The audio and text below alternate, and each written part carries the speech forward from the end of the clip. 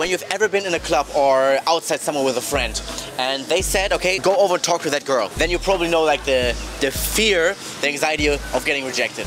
And if you then actually had the balls and walked over to her, got rejected, when you have to walk back the walk of shame and everybody all of a sudden seems to be looking at you and the whole world is staring at you, you're like in the spotlight.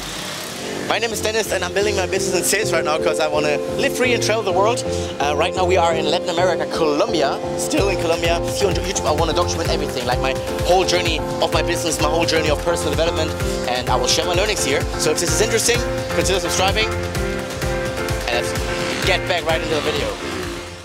Okay, so for me, rejection marks the transition between boy and man. Because if you think about it, if you're a guy, assuming you're a guy, and you were young when you were a little boy, probably you did not get rejected that much. Because, I mean, if you're a boy who wants to hurt the feelings of a young boy, I think it's similar to like a woman or like also a young girl who wants to hurt the feelings or who wants to be rude to a woman, who wants to be rude to a little boy or little girl.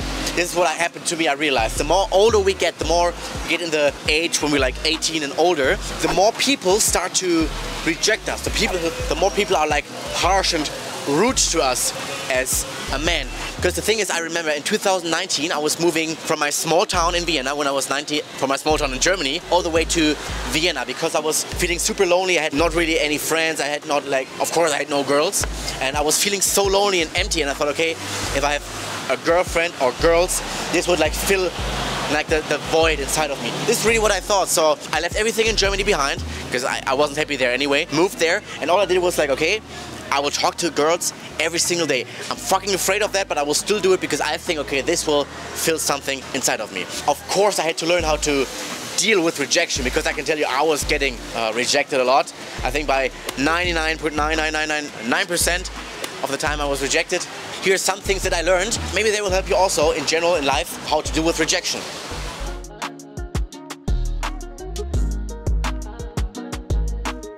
Okay, right, so when you are getting rejected, this can be, for example, with girls, when you talk to girls. This can be also in business, when you talk with people, when you offer something that you get rejected. And of course, it's like, oh, it's a hurtful feeling, something like negative, basically. But for me, the most important thing is do not label the sensation. Because what we do is like we have this sensation in our body, but we label it as like, okay, embarrassment or this hurtful thing. We label it as something negative because the label comes from society. Society labeled certain sensation as negative. The truth is they're objective. If I'm feeling something here, if I have some sensation here, who says that it's negative and who says that it's positive? No, it's just a label that we give it that makes it negative or positive. By not labeling the sensation as, for example, fear or embarrassment or something negative, first of all, we take away some of its power. The other thing is, if we have the sensation, then it's easier to just accept that sensation. We say, okay, I'm feeling this pressure in my chest right now. Those are the very first thing. Do not label what you feel, do not label the sensation, and accept the sensation, and it will be way easier. Number two, negative emotions are always created inside of ourselves, but never outside of ourselves. Outside they might be triggered, but created there inside for ourselves. This means negative emotions, or at least the sensations that we label as negative, are subjective. Let me quickly give you an example so you can justify that statement. You walk over to a girl, get rejected, it hurts, negative, whatever, you feel bad. Everybody's laughing at you and you think, okay, the world is over, it's so embarrassing. Then you see, for example, your friend or another person walk over to another girl, get rejected, and she feels super embarrassed probably as well, but you think, okay, wasn't that bad, right? He had the balls, was okay, wasn't that bad, the world is not over. Because you're in a different perspective. Your brain, your inside, created different emotions inside of you, which verifies that it's subjective.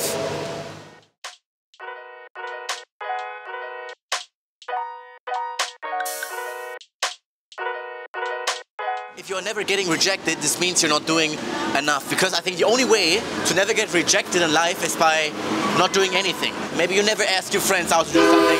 You never ask a girl out to go on a date with you. You never ask a client, or you offer him something to buy from you. This is the method to never get rejected.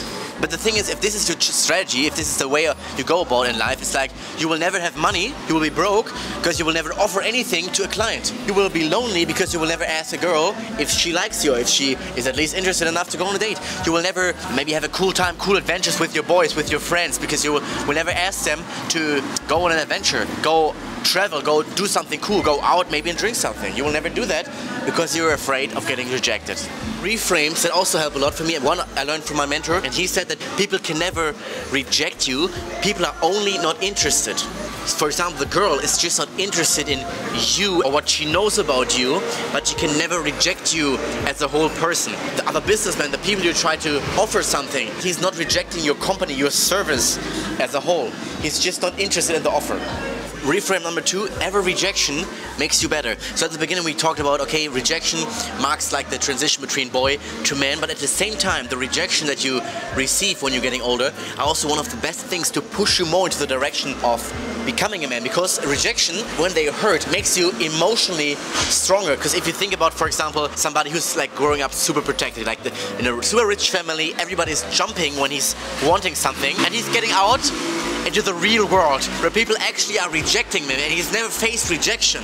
This would crush his worldview because he's never been rejected before. He has no idea how to deal with it. On the other hand, somebody who grew up maybe very rough, or in very extreme ways, somebody who grew up on the street, those people, if you think about it, are usually emotionally very, very strong. This is why rejection makes you stronger, it makes you more, turns you more into a man, and this is why every rejection makes you stronger. It's a great little reframe, and it's also, it's true, it's literally true. You become better, either you win a client, you make money, or you learn, you become more emotionally strong.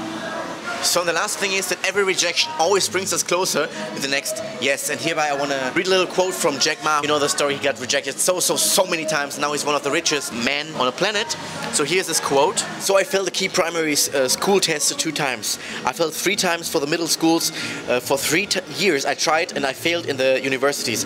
So I applied for jobs 30 times, got rejected. I went to even KFC when they came to China.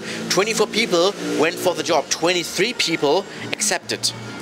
I was the only one who got rejected. I applied for Harvard for 10 times, got rejected. I think we have to get used to rejection. The only thing, never give up. To be honest, I do not know that much about Jack Ma, but I think his net worth speaks for itself. So yeah, we might want to listen to that. The thing is, every rejection brings us a step closer to the person that we can be in 10 years from now. We do have to be willing to accept rejections, to deal with rejections. As I always view it, 10 years of work for 50 years of freedom. I hope you enjoyed the video. I hope it was inspirational maybe, just educational. Anyways, thanks for watching and see each other in the next video where I document my journey of the next 10 years of work.